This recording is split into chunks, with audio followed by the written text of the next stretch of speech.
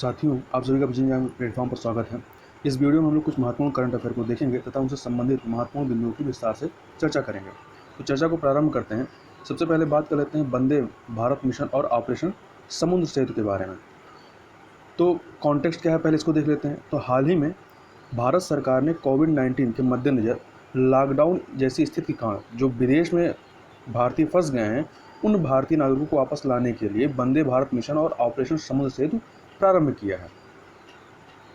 तो हुआ क्या कि जब लॉकडाउन लगा तो लॉकडाउन के पहले ही, एक दिन पहले ही जो भी अंतर्राष्ट्रीय फ़्लाइटें थी उन्हें कैंसिल कर दिया गया, मतलब उन्हें भारत में आने पर रोक लगा दी गई। तो इससे क्या हुआ कि जो भारतीय वापस आने वाले थे वो विदेशों में, विभिन्न देशों में वो फंस गए हैं। तो उनको लाने के लिए अब यह जो है कार्यक्रम या मिशन जो है प्रारंभ किया गया। तो सबसे पहले बात कर लेते हैं वंदे भारत मिशन के बारे में। तो इस मिशन के अंतर्गत विदेशों में फंसे लगभग 15,000 भारतीय नागरिकों को वापस भारत लाया जाएगा पहले चरण के तहत। इसके लिए भारत सरकार द्वारा 7 से 13 मई 2020 तक 64 हवाई उड़ानों का संचालन किया जाएगा और इस मिशन के तहत विदेश से लगभग 2,000 लोग रोजाना भारत वापस आएंगे। तथा इस मिशन को प्रारंभ करने से पहले सरकार ने विदेशों में जो लोग फंसे हुए थे उनसे पूछा था कि कौन कौन वापस आना चाहते हैं। तो उसके बाद क्या हुआ, 5 से 10 लाख लोगों ने वापस आने के लिए रजिस्ट्रेशन किया है। तो अब सरकार क्या करेगी, सरकार प्राथमिकता के आधार पर फोकस करेगी, मतलब प्राथमिकता के आधार पर लोगों को वापस लाएगी। जैसे कि उनको पहले लाएगी जिनको मेडिकल इमरजेंसी है, जैसे कि कोई गर्भवती महिला है या ऐसे लोग जिनका वीज़ा एक्सपायर हो रहा है तो उनको पहले वरीयता दी जाएगी, या छात्र जो हैं ऐसे लोगों को पहले वरीयता दी जाएगी, उनको पहले लाया जाएगा।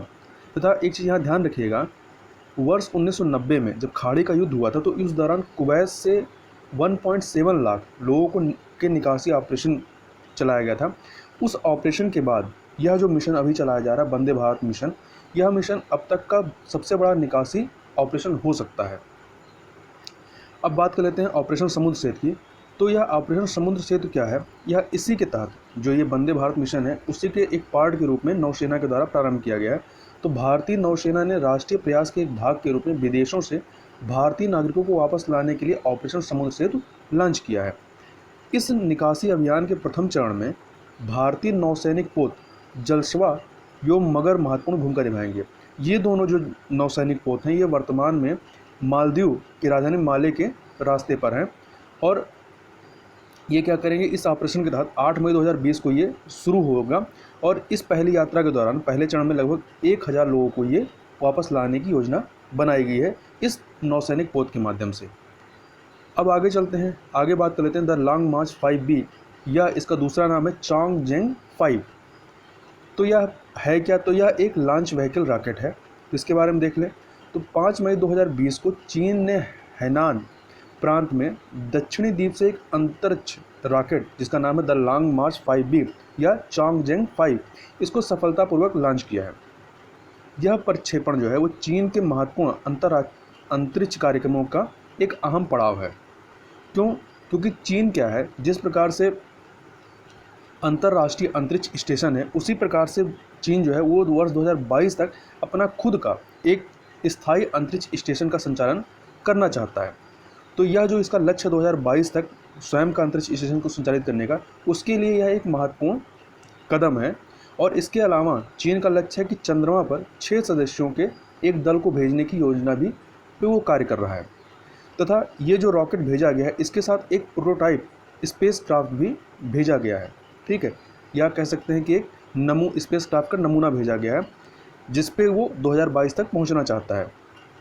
तथा यहाँ एक बात उल्लेखनीय है कि क्या है कि चीन जो है चंद्रमा पर 6 सदस्यों के दल को भेजना चाहता है, परंतु अभी वर्तमान तक जो है केवल अमेरिका ही एकमात्र ऐसा देश है जिसने सफलतापूर्वक मानव को चंद्रमा पर भेजा है। आगे चलते हैं, अगला है विज्ञान एवं प्रौद्योगिकी विभाग का 50वां स्थापना दिवस, या इंग्लिश में कह दो 15th foundation day of department of science and technology. चूँकि इसका 50वां स्थापना दिवस है तो यह महत्वपूर्ण हो जाता है, इसलिए इससे प्रश्न बन सकता है। और चूँकि जो ये विज्ञान एवं प्रौद्योगिकी विभाग है, वर्तमान में कोई भी जो खोज हो रही है, किसी भी संस्था के द्वारा कुछ भी खोजा जा रहा है तो वह कहीं ना कहीं विज्ञान एवं प्रौद्योगिकी विभाग के अंतर्गत ही आता है, तो इसलिए लगातार यह चर्चा में बना हुआ है, तो हो सकता है इससे प्रश्न बन सकता है। तो इसका जो स्थापना दिवस है यह मनाया गया है 3 मई 2020 को, ठीक है। अब इस विज्ञान एवं प्रौद्योगिकी विभाग के बारे में बात करें या department of science and technology, तो इसकी स्थापना 3 मई 1971 को की गई थी। और किस लिए की गई थी? तो विज्ञान एवं प्रौद्योगिकी के नए क्षेत्रों को बढ़ावा देने के उद्देश्य से इसकी स्थापना की गई थी। और देश में ये साइंस एंड टेक्नोलॉजी गतिविधियों के आयोजन, समन्वय और प्रचार के लिए जो है यह विज्ञान एवं प्रौद्योगिकी विभाग एक नोडल विभाग की भूमिका निभाता है तथा यह किस मंत्रालय के तहत आता है? तो यह विज्ञान एवं प्रौद्योगिकी मंत्रालय के अंतर्गत कार्य करता है। इसके अलावा यदि इसकी एक और उपलब्धि की बात करें तो department of science and technology, विज्ञान एवं प्रौद्योगिकी विभाग के प्रयासों के कारण ही भारत जो है वो विज्ञान आधारित जो पत्र पत्रिकाओं का प्रकाशन होता था, साइंस पर आधारित जो जर्नल प्रकाशित किए जाते हैं, उनकी संख्या के मामले में चीन और यूएसए के बाद वैश्विक स्तर पर तीसरे स्थान पर पहुंच गया है। मतलब पहले नंबर पर चाइना है, दूसरे पर अमेरिका है और तीसरे पर क्या है? भारत पहुंच गया है। तथा विज्ञान एवं प्रौद्योगिकी विभाग के 50वें स्थापना दिवस के अवसर पर कोविड-19 पर एक मल्टीमीडिया गाइड कोविड कथा भी लॉन्च की गई है। तो याद रखिए, कोविड कथा किससे संबंधित, किस द्वारा लॉन्च की गई है? तो department of science and technology के द्वारा। आगे चलते हैं, आगे है गरुड़ पोर्टल। तो यह गरुड़ पोर्टल क्या है? तो कॉन्टेक्स्ट देख लें तो नागरिक उड्डयन मंत्रालय अर्थात मिनिस्ट्री ऑफ सिविल एविएशन के तहत कार्यरत नागरिक उड्डयन महानिदेशालय, ये इंग्लिश में कहें तो directorate general of civil aviation, या इसको शॉर्ट में लोग DGCA कहते हैं। तो इसने गरुड़ नामक एक पोर्टल को लॉन्च किया है। यह जो गरुड़ है इसका पूरा नाम है government authorisation for relief using drones. तो यह लॉन्च क्यों किया गया है? तो लॉन्च इसलिए किया गया है क्योंकि जो भी भारत में अभी क्या है कि कोई भी ड्रोन उड़ाने के लिए काफ़ी कड़े दिशा निर्देश होते हैं। तो चूँकि क्या है कि कोविड-19 महामारी की वजह से कई सारे जो ड्रोन का संचालन किया जा रहा है बहुत सारी संस्थाओं के द्वारा, तो जगहों को विसंक्रमित करने के लिए या कह सकते हैं डिसइंफेक्ट करने के लिए ड्रोन का इस्तेमाल किया जा रहा है बड़े पैमाने पर। तो क्या होता है, कई बार इस प्रक्रिया में कई सारे जो ड्रोन होते हैं जो सिविल एविएशन मंत्रालय का जो गाइडलाइन है उसको ये फुलफ़िल नहीं कर पाते या उसका उल्लंघन कर देते हैं। तो उसी के मद्देनज़र जो गाइडलाइन है उसमें थोड़ी ढील देने के लिए इस पोर्टल को लॉन्च किया गया है। तो अब क्या है कि जिसको भी ड्रोन का संचालन करना है कोविड-19 की महामारी को कम करने के लिए, उनको क्या करना पड़ेगा? इस पोर्टल पे रजिस्ट्रेशन करना होगा और उसको संचालित करने के लिए एग्जेप्शन के लिए यहाँ पर एप्लीकेशन देना पड़ेगा। तो गरुड़ पोर्टल जो है वो कोविड-19 महामारी से मुकाबले के लिए ड्रोन संचालित करने तो केंद्र सरकार से छूट प्राप्त करने के लिए राज्य संस्थाओं अर्थात स्टेट ऑर्गेनाइजेशन को सहायता प्रदान करेगा। जैसा कि कई राज्य संस्थाएं सार्वजनिक स्थानों को कीटाणु रहित या डिसइंफेक्ट करने के लिए ड्रोन का प्रयोग कर रही हैं, ऐसे में यह पोर्टल काफ़ी महत्वपूर्ण हो जाता है। अब थोड़ा सा बात कर लेते हैं नागरिक विमानन महानिदेशालय अर्थात DGCA के बारे में। तो यह नागरिक उड्डयन के क्षेत्र में एक नियामक संस्था है अर्थात रेगुलेटिंग बॉडी है जो हवाई सुरक्षा, दुर्घटना आदि मामलों की जांच करती है। इसके अलावा यह भारत के लिए भारत के भीतर विमान परिवहन सेवाओं के विनियमन अर्थात रेगुलेशन और सिविल विमान विनियमन, विमान सुरक्षा तथा अन्य योग्यता मानकों के प्रवर्तन के लिए भी यह उत्तरदायी संस्था है। आगे चलते हैं, आगे बात कर लेते हैं स्टायरिन गैस के बारे में। तो स्टायरिन गैस चर्चा में क्यों आया? तो हाल ही में आंध्र प्रदेश के विशाखापत्तनम से 15 किलोमीटर दूर स्थित गोपालपट्टम नामक जगह पर LG पॉलीमर कारखाना है। इस LG पॉलीमर कारखाने में क्या हुआ? स्टायरिन गैस का रिसाव हुआ है और इस रिसाव से कम 11 लोगों की मौत हो गई है। क्योंकि हुआ क्या, लॉकडाउन की वजह से क्या था कि सारी फैक्ट्रियाँ बंद कर दी गई थी। तो करीब 1 से 1.5 महीने के बाद इसको पुनः खोला जा रहा था। तो इस खोले जाने की प्रक्रिया में ही क्या हुआ, यह गैस का रिसाव हुआ है। अब हम लोग थोड़ा सा स्टायरिन गैस के बारे में देख लेते हैं, इसके गुणधर्मों को जान लेते हैं। तो स्टायरिन जो है यह एक ज्वलनशील तरल है अर्थात फ्लेमेबल फ्लूइड है या लिक्विड है, जिसका उपयोग जो है वो पॉलीस्टायरिन, प्लास्टिक, फाइबर ग्लास, रबर और लैटेक्स के निर्माण में किया जाता है। यदि यह कहा जाए यह पाया कहाँ जाता है, तो US national library of medicine द्वारा चलाई गई वेबसाइट टॉक्स टाउन के अनुसार जो यह स्टायरिन गैस है या वाहन से निकलने वाले धुएँ तथा सिगरेट के धुएँ, इसके अलावा फलों एवं सब्जियों जैसे प्राकृतिक खाद्य पदार्थों में भी यह स्टायरिन गैस पाई जाती है। अब प्रश्न उठता है कि ये जो स्टायरिन गैस का लीक हुआ है या जो रिसाव हुआ है या स्टायरिन गैस से प्रभाव क्या पड़ता है। तो इसके प्रभाव को 2 तरीके से देखा सकते हैं, एक अल्पकालिक प्रभाव, एक दीर्घकालिक प्रभाव। यदि स्टायरिन के अल्पकालिक संपर्क में कोई व्यक्ति आता है तो उससे श्वसन संबंधी समस्या, आँखों में जलन, श्लेष्मा झिल्ली में जलन, श्लेष्मा झिल्ली क्या होता है कि जैसे कि हमारे शरीर पर क्या होता है, ऊपर स्किन होती है तो वो हमारी बॉडी को सुरक्षा प्रदान करती है। उसी प्रकार शरीर के अंदर जो ऑर्गन होते हैं उस ऑर्गन के ऊपर भी एक झिल्ली जैसी होती है, तो उस झिल्ली को क्या कहते हैं, श्लेष्मा झिल्ली कहते हैं। तो श्लेष्मा झिल्ली में जलन या जठरांत संबंधित समस्याएं उत्पन्न हो सकती हैं यदि अल्पकालिक संपर्क होता है, मतलब कम समय के लिए स्टायरिन गैस के संपर्क में आता है। यदि दीर्घकालिक संपर्क होता है, लंबे टाइम तक यदि उसके संपर्क में रहता है, तो उससे क्या होगा, केंद्रीय तंत्रिका तंत्र जो है, नर्वस सिस्टम जो है वो प्रभावित हो सकता है तथा कुछ मामलों में कैंसर भी हो सकता है। तो इस प्रकार से अल्पकालिक संपर्क और दीर्घकालिक संपर्क के ये दो प्रभाव हैं। अब यदि इसके लक्षण देखें, मतलब यदि इससे जो भी व्यक्ति प्रभावित होगा उसमें लक्षण क्या होंगे, तो स्टायरिन से उत्पन्न होने वाले लक्षणों में सिर दर्द होना, सुनने में कमी आना, थकान महसूस करना, कमजोरी महसूस करना, ध्यान केंद्रित न कर पाना इत्यादि में क्या होती है, कठिनाइयाँ आ जाती हैं। तथा यहाँ पर कुछ लोग क्या कर रहे हैं कि ये जो गैस लीक हुआ है, स्टायरिन गैस लीक, इसकी तुलना जो है 1984 में जो भोपाल गैस त्रासदी हुई थी उससे कर रहे हैं। उस समय जो गैस लीक हुई थी वो कौन सी, मिथाइल आइसोसाइनेट थी। कौन सी गैस थी, मिथाइल आइसोसाइनेट। परंतु दोनों में काफ़ी अंतर है, क्योंकि मिथाइल आइसोसाइनेट जो थी वो काफ़ी खतरनाक गैस थी, जबकि उसके कंपेरिजन में जो स्टायरिन गैस है उतनी खतरनाक नहीं है और यह मानव पर उतना ज़्यादा प्रभाव नहीं डालती है। तथा जो स्टायरिन गैस है इसका जो एंटीडोट है, मतलब यदि कोई से मतलब प्रभावित हुआ है तो उससे बचाव के लिए, उसके जो दुष्प्रभावों को कम करने के लिए उसका एंटीडोट जो है वो पानी है। व्यक्ति मतलब जितना पानी पिएगा इसका असर उतना ही कम होगा। तो इसमें यही बताया जाता है कि ज़्यादा से ज़्यादा पानी पिए, या कोई व्यक्ति क्या है पानी में डुबकी लगा लेता है या पानी से स्नान करता है तो भी ये इसका प्रभाव कम होता है।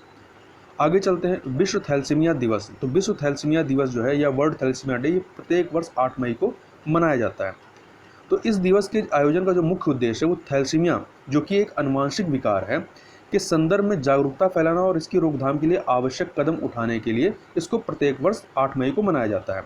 और इस दिवस की जो शुरुआत है वो सर्वप्रथम 1994 में हुई थी और तब से थैलेसीमिया इंटरनेशनल फेडरेशन इस दिवस पर कई गतिविधियों का आयोजन करता है। अब हम लोग थैलेसीमिया जो रोग है इसके बारे में जान लें। तो थैलेसीमिया जो है, पहली चीज़ क्या है, आनुवंशिक विकार है। दूसरा, यह एक स्थायी रक्त विकार है, अर्थात क्रोनिक ब्लड डिसऑर्डर है, जिसके कारण एक रोगी में लाल रक्त कोशिका या रेड ब्लड सेल या आरबीसी जो होता है उसमें पर्याप्त हीमोग्लोबिन नहीं बन पाता। जैसा कि हम लोगों ने पहले भी पढ़ा है कि यदि ब्लड में या आरबीसी में पर्याप्त हीमोग्लोबिन नहीं होता या हीमोग्लोबिन की कमी यदि खून में हो जाती है तो क्या कौन सा रोग होता है, तो एनीमिया रोग हो जाता है। तो ऐसे व्यक्ति क्या होते हैं, वो एनीमिया से पीड़ित हो जाते हैं, क्योंकि इनमें हीमोग्लोबिन बनता ही नहीं है, नेचुरल प्रोसेस से ही नहीं बनता है। तो ऐसे व्यक्तियों को या ऐसे रोगों को जीवित रहने के लिए हर 2 से 3 सप्ताह बाद रक्त चढ़ाने की आवश्यकता होती है, जिससे कि उनके बॉडी में हीमोग्लोबिन रहे। तथा जो थैलेसीमिया है यह माता पिता के जीन्स के माध्यम से बच्चों को मिलने वाला एक आनुवंशिक विकार है, जेनेटिक डिसऑर्डर है। आगे चलते हैं आयुष कवच एप्लीकेशन के बारे में। तो हाल ही में उत्तर प्रदेश सरकार ने राज्य के आयुष विभाग द्वारा विकसित आयुष कवच नामक एक मोबाइल एप्लीकेशन को लॉन्च किया है। अब यह जो एप्लीकेशन है यह काम क्या करता है, तो यह एप्लीकेशन कोविड-19 से लड़ने की प्रक्रिया में प्रतिरक्षा इम्यूनिटी को बढ़ावा देने हेतु स्वास्थ्य उपचार और उपाय प्रदान करने के उद्देश्य से शुरू की गई है। तो यह करेगा क्या, तो यह एप्लीकेशन कुछ अवयवों अर्थात इंग्रेडिएंट्स के औषधीय गुणों के बारे में जानकारी प्रदान करती है। ऐसे इंग्रेडिएंट्स या ऐसे अवयव जो आपके घरों में रसोइयों में मिल जाते हैं, मतलब जो विभिन्न प्रकार के मसालों में मिल जाते हैं, तो उनके औषधीय गुणों के बारे में जानकारी प्रदान करती है। यह एप्लीकेशन जो है यह यूजर्स को विशेषज्ञों से औषध से संबंधित सलाह लेने में भी सक्षम बनाता है। और ध्यान रहे कि आयुष मंत्रालय ने कोविड-19 से मुकाबला करने के लिए और इम्यूनिटी अर्थात प्रतिरक्षा बढ़ाने हेतु कई उपायों और आयुर्वेदिक प्रथाओं की शुरुआत की है। तो इसी के मद्देनज़र राज्य सरकार ने इस एप्लीकेशन को लॉन्च किया है। आगे चलते हैं, अगला है वर्ष 2018-19 के लिए ऊर्जा दक्षता उपायों का प्रभाव रिपोर्ट, या इंग्लिश में कहें तो impact of energy efficiency measures for the year 2018-19 report. तो यहाँ पर आगे बढ़ने से पहले हम लोग थोड़ा सा ऊर्जा दक्षता या एनर्जी इफिशिएंसी क्या होती है इसको समझ लें। तो यदि एक उदाहरण से समझें तो जैसा कि पहले क्या होता था, पहले हम लोग अपने घरों में कमरे में रोशनी के लिए बल्ब जलाते थे। तो मान लीजिए कमरे में रोशनी के लिए पहले हम लोग 100 वाट का बल्ब जलाते थे। उसके बाद आपका CFL आया, तो जो 100 वाट की बल्ब जो रोशनी देता था वही CFL जो है आपका जो 40 वाट का या कह सकते हैं 30 वाट का जो CFL है उतनी रोशनी वो देने लगा। अब उसके बाद CFL के बाद क्या आ गया, LED आ गया।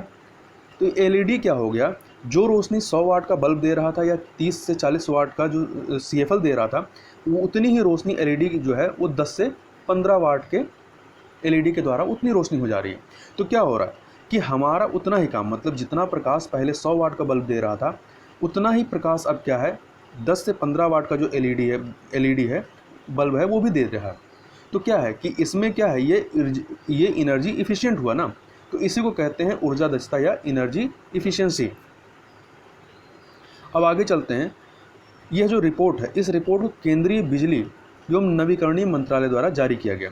अब जारी क्यों किया गया है, इसका उद्देश्य क्या है, तो इसका उद्देश्य यह है यह पता करना कि 2018-19 में सरकार के द्वारा, चाहे वो केंद्र स्तर पर या राज्य स्तरों पर, जो भी विभिन्न कार्यक्रम चलाए गए थे ऊर्जा दक्षता को बढ़ाने के लिए, एनर्जी इफिशिएंसी में सुधार करने के लिए जो भी कार्यक्रम चलाए गए थे उनका क्या इफेक्ट पड़ा है, मतलब उनका कोई फ़ायदा हुआ है, सकारात्मक फ़ायदा हुआ है या नहीं हुआ, या यदि उन कार्यक्रमों को न चलाया गया होता तो किस प्रकार का परिदृश्य होता, मतलब क्या चीज़ें निकल के आती हैं। तो इसमें यही हमें देखना है, इस रिपोर्ट के माध्यम से ही बताने की कोशिश की जाएगी कि इन कार्यक्रमों का क्या प्रभाव पड़ा है, जैसे कि क्या एनर्जी एफिशिएंसी में कोई सुधार हुआ है या नहीं हुआ है, या कार्बन डाइऑक्साइड के उत्सर्जन में, इमिशन में कोई कमी आई है या नहीं आई है। तो ये रिपोर्ट जो है इसी चीज़ का अध्ययन करती है, और इस रिपोर्ट को ब्यूरो ऑफ एनर्जी एफिशिएंसी अर्थात BEE के कहने पर third party agency PwC limited के द्वारा तैयार की गई है। PwC लिमिटेड, इसका पूरा नाम है Price Water House Coopers Limited. तो इस थर्ड पार्टी एजेंसी के द्वारा इस रिपोर्ट को तैयार किया गया है, तथा इस वर्ष के अध्ययन में, चूँकि यह हर वर्ष जारी किया जाता है, तो इस वर्ष के अध्ययन में निम्नलिखित योजनाओं को शामिल किया गया, मतलब इन योजनाओं के इफेक्ट को इसमें देखा गया है। कौन कौन से, उजाला योजना, मानक और लेबलिंग कार्यक्रम, तीसरा है प्रदर्शन उपलब्धि और व्यापार योजना या perform achieve and trade PAT scheme, या म्यूनिसिपल डिमांड साइड मैनेजमेंट कार्यक्रम। इस तरह से कई सारी योजनाओं को इस रिपोर्ट में शामिल किया गया। अब रिपोर्ट में क्या फाइंडिंग हुई है, या रिपोर्ट की जो प्रमुख बातें हैं, क्या निकल करके आया है, उसको देख लेते हैं। तो इसमें इस रिपोर्ट में निकल कर आया कि भारत अपनी ऊर्जा दक्षता एनर्जी एफिशिएंसी पहलों के माध्यम से वर्ष 2005 की तुलना में अर्थव्यवस्था की ऊर्जा तीव्रता अर्थात एनर्जी इंटेंसिटी में 20% की कमी करने में सफल रहा है। मतलब जो कार्यक्रम चलाया है भारत सरकार के द्वारा, जो कार्यक्रम चलाए गए हैं या राज्य सरकारों द्वारा, उससे क्या हुआ है कि जो हमारे इकोनॉमी की जो एनर्जी इंटेंसिटी थी अर्थात ऊर्जा तीव्रता थी, उसमें 20% की कमी दर्ज की गई है। मतलब कि यह एक बेहतर अचीवमेंट है। जैसा कि आप सभी को पता है कि भारत ने COP21 जो पेरिस सम्मेलन हुआ था, या जो पेरिस समिट हुआ था, उसमें यह मतलब समझौता के तहत भारत ने यह कहा था कि वर्ष 2030 तक अर्थव्यवस्था की ऊर्जा तीव्रता अर्थात एनर्जी इंटेंसिटी में वर्ष 2005 की तुलना में 33 से लेकर 35% तक की कमी लाने का संकल्प भारत के द्वारा किया गया था। तो अभी तक हमने क्या है 20% का टारगेट पूरा कर लिया, हमें 33 से 35% तक 2030 तक पहुंचना है। तो इस प्रकार हम जो है, हमारा ट्रैक रिकॉर्ड जो है बेहतर चल रहा है। कुछ अन्य फाइंडिंग को देखें तो वर्ष 2018-19 के दौरान 113.16 बिलियन यूनिट विद्युत ऊर्जा की बचत करने में सफल रहा है। मतलब ये परसेंटेज के हिसाब से देखें तो जितनी हमारी खपत रही है उसका 9.39% हमने बचत किया है। इसके अलावा वित्तीय वर्ष 2018-19 के दौरान की गई कुल ऊर्जा बचत, इसमें आपूर्ति और मांग दोनों पक्ष से है, तो कुल ऊर्जा बचत जो है वो कितनी रही है 23.73 MTOE। MTOE का मतलब होता है million ton of oil equivalent, मतलब इतने जो तेल के इक्विवेलेंट, तो ये इतनी रही है, जो कि कुल प्राथमिक ऊर्जा आपूर्ति का कितना रहा है 2.69% रहा है। तथा इसके अलावा कार्बन डाइऑक्साइड उत्सर्जन में 151.74 मिलियन टन की कमी लाने में भी सफलता प्राप्त हुई, जो कि पिछले जो रिपोर्ट आई थी उसके हिसाब से ये ज़्यादा है। अब हम लोग बात कर लेते हैं ऊर्जा दक्षता ब्यूरो, जिसके द्वारा यह रिपोर्ट जारी करवाई गई है। तो यह इसको इंग्लिश में कहते हैं bureau of energy efficiency, short में BEE। यह भारत सरकार के विद्युत मंत्रालय के तहत एक वैधानिक या कह सकते हैं सांविधिक स्टैट्यूटरी निकाय है। तो सांविधिक निकाय होने का मतलब क्या है कि इसको किसी एक्ट के माध्यम से बनाया गया था और इसकी स्थापना 1 मार्च 2002 को की गई थी। किस एक्ट के माध्यम से? तो ऊर्जा संरक्षण अधिनियम 2001 के तहत। तो यह एक्ट याद रखिएगा, ऊर्जा संरक्षण अधिनियम 2001 के तहत 1 मार्च 2002 को इसकी स्थापना की गई थी। और इसका जो प्राथमिक उद्देश्य है वह है भारतीय अर्थव्यवस्था की ऊर्जा तीव्रता को कम करने के साथ ही नीतियों और रणनीतियों को विकसित करना। आगे चलते हैं। आगे है वर्ल्ड रेड क्रॉस डे। यह जो है 8 मई को मनाया जाता है। प्रत्येक वर्ष 8 मई को वर्ल्ड रेड क्रॉस डे मनाया जाता है। तो इस दिन को red cross and international committee of the red cross के द्वारा हेनरी ड्यूनेट की जयंती के रूप में मनाया जाता है। मतलब यह जो वर्ल्ड रेड क्रॉस डे है, यह हेनरी ड्यूनेट की जयंती के रूप में इसको मनाया जाता है। यह दिन उन लोगों को समर्पित है जो भोजन की कमी, विभिन्न प्राकृतिक आपदाओं और युद्ध सहित किसी महामारी से पीड़ित होते हैं। अब यदि हेनरी ड्यूनेट की बात करें तो इनका जन्म जो है वो 8 मई 1828 को हुआ था और इनको नोबेल शांति पुरस्कार भी मिला था। इनके द्वारा 1863 में स्विट्जरलैंड के जेनेवा में रेड क्रॉस कमेटी इंटरनेशनल की स्थापना की गई थी तथा ये जो विश्व रेड क्रॉस दिवस है इसको विश्व red cross and red crescent दिवस के रूप में भी जाना जाता है। मतलब दोनों, चाहे विश्व रेड क्रॉस दिवस या कह सकते हैं कि विश्व red cross and red crescent दिवस। अब थोड़ा सा रेड क्रॉस के बारे में बात करें तो रेड क्रॉस क्या है? एक अंतर्राष्ट्रीय संगठन है जिसकी स्थापना 1863 में हेनरी ड्यूनेट के द्वारा की गई थी। कहाँ पर इसका हेडक्वार्टर है? तो जेनेवा में, जेनेवा स्विट्जरलैंड में इसका हेडक्वार्टर है। और इसका उद्देश्य क्या था? तो युद्ध या विपदा के समय में कठिनाइयों से राहत दिलाना, जो लोग इससे पीड़ित हैं उनको राहत मुहैया कराना इसका उद्देश्य है। और इसे अब तक 3 बार नोबेल शांति पुरस्कार प्राप्त हो चुका है, 1917 में, 1944 में और 1963 में। तो याद रखिएगा 3 बार इसको नोबेल शांति पुरस्कार मिला है। कि कहीं पर रेड क्रॉस के बारे में प्रश्न पूछा जाएगा तो हो सकता है कथन के रूप में दे दें, इसको 2 बार नोबेल शांति मिला है या 1 बार मिला है या 3 बार मिला है या 1 बार भी नहीं मिला। तो इसको 3 बार मिला है, ये याद रखिएगा। तथा भारत में साल 1920 में भारतीय रेड क्रॉस सोसाइटी का गठन हुआ। इस सोसाइटी के तहत ही यहाँ पर रेड क्रॉस कार्य करती है। अब आगे चलते हैं सरफेसी अधिनियम के बारे में, सरफेसी एक्ट। तो कॉन्टेक्स्ट क्या है? कॉन्टेक्स्ट यह है कि हाल ही में सर्वोच्च न्यायालय ने अपने ऐतिहासिक निर्णय में कहा कि सरफेसी अधिनियम 2002 जो है ये सहकारी बैंकों पर भी लागू होगा। अभी तक क्या था? सहकारी बैंक इस एक्ट के अधीन नहीं आते थे। अब यह जो एक्ट है यह सहकारी बैंकों पर भी लागू होगा। इसको लागू करने का उद्देश्य क्या है? तो सुप्रीम कोर्ट के अनुसार सहकारी बैंकों को सरफेसी अधिनियम के तहत लाने का उद्देश्य दीवानी अदालत अर्थात सिविल कोर्ट अथवा न्यायाधिकरण मतलब ट्रिब्यूनल के मामले के निपटान में होने वाली देरी को कम करना है। मतलब जो पहले मामले सहकारी बैंकों के दीवानी अदालत अर्थात सिविल कोर्ट या ट्रिब्यूनल में ले जाए जाते थे, अब क्या होगा कि जब इस एक्ट के अंतर्गत आ गया तो अब मामले जो हैं दीवानी अदालत या न्यायाधिकरण में नहीं जाएंगे, सीधे उसको इस एक्ट के माध्यम से सुलझा लिया जाएगा। पहले क्या होता था कि जो सहकारी बैंक थे इनको अपनी बकाया राशि की वसूली के लिए दीवानी न्यायालय अर्थात सिविल कोर्ट के पास जाना पड़ता था या ट्रिब्यूनल के पास जाना पड़ता था। क्यों? क्योंकि क्या होता था कि जब भी जो बकायेदार होते थे उनकी इंटेंशन यदि चुकाने की नहीं होती थी तो वो किसी न किसी बहाने से मामले को कोर्ट में लेकर चले जाते थे और कोर्ट में मामला बहुत लंबा खिंच जाता था।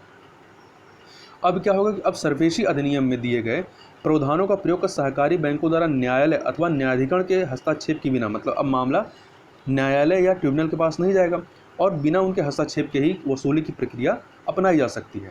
तो अब राज्य और बहुराज्य सरकारी सहकारी जो बैंकिंग समितियां हैं अपना बकाया वसूलने के लिए परिसंपत्तियों की, जो बकायेदार हैं उनकी जो एसेट अर्थात परिसंपत्तियां हैं उनको जब्त कर सकते हैं या उनको बेच सकती हैं। अब बात कर लेते हैं थोड़ा सा सरफेसी अधिनियम 2002 के बारे में। तो सरफेसी जिसका पूरा नाम है securitisation and reconstruction of financial asset and enforcement of security interest act 2002, ये इसका पूरा नाम है। तो यह जो है एक्ट यह वित्तीय संस्थानों को भिन्न भिन्न तरीकों से संपत्ति की गुणवत्ता सुनिश्चित करने में मदद करता है। अर्थात कहा जा सकता है कि इस अधिनियम को अलग अलग प्रक्रियाओं और तंत्रों के माध्यम से गैर निष्पादनकारी संपत्ति अर्थात एनपीए नॉन परफॉर्मिंग एसेट या जो खराब संपत्ति अर्थात जो बैड एसेट होते थे उनकी समस्या को हल करने के लिए इसको तैयार किया गया। पहले होता क्या था कि 1980-90 के दशक में कि जो लोग होते थे वो बैंकों से पैसा ले लेते थे, कॉर्पोरेट हाउस, तो और पैसा लेने के बाद क्या होता था उनकी इंटेंशन चुकाने की नहीं होती थी। तो बैंक जब उनसे पैसा वसूलने के लिए जाता था तो वो किसी न किसी बहाने से या तरीके से मामले को कोर्ट में लेके चले जाते थे। जब मामला कोर्ट में चला जाता था, क्योंकि कोर्ट में मामला पेंडिंग हो जाता है, तो बहुत लंबा खिंच जाता था। तो इससे क्या होता था कि बैंकों को अपने जो लोन था वो वापस नहीं मिल पाता था। इस प्रकार से एनपीए की समस्या और जो ये खराब संपत्ति की समस्या वो बढ़ती जा रही थी। तो इसके बाद 2002 में यह एक्ट लाया गया, जिससे क्या है कि अब मामले को सिविल कोर्ट में या ट्रिब्यूनल के पास नहीं ले जा सकता है।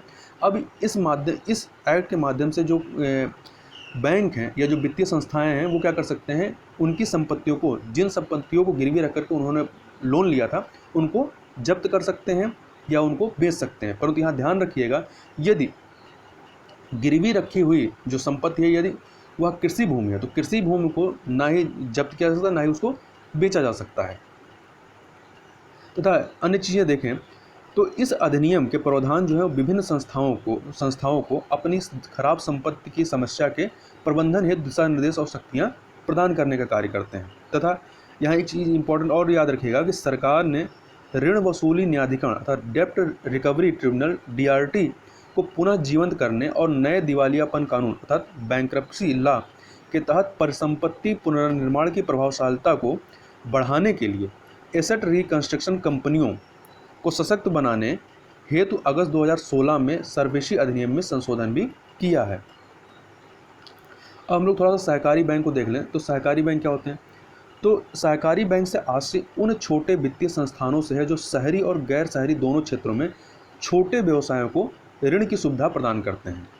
सहकारी बैंक आमतौर पर अपने सदस्यों को कई प्रकार की बैंकिंग और वित्तीय सेवाएं जैसे कि ऋण देना, पैसा जमा करना और बैंक खाता आदि की सेवाएं प्रदान करते हैं। तथा सहकारी बैंकों का जो प्राथमिक लक्ष्य होता है वो अधिक से अधिक लाभ कमाना नहीं होता, बल्कि अपने सदस्यों को सर्वोत्तम उत्पाद और सेवाएं उपलब्ध कराना होता है। तथा सहकारी बैंकों का जो स्वामित्व है और नियंत्रण वो सदस्यों द्वारा ही किया जाता है, जो लोकतांत्रिक रूप से निदेशक मंडल का चुनाव करते हैं, और ये निदेशक मंडल ही इनका क्या करता है, सहकारी बैंकों का नियंत्रण करता है। तथा ये जो सहकारी बैंक होते हैं ये भारतीय रिजर्व बैंक द्वारा विनियमित किए जाते हैं। तो ये याद रखिएगा, सहकारी बैंकों का जो विनियमन होता है वो रिजर्व बैंक ऑफ इंडिया के द्वारा ही किया जाता है।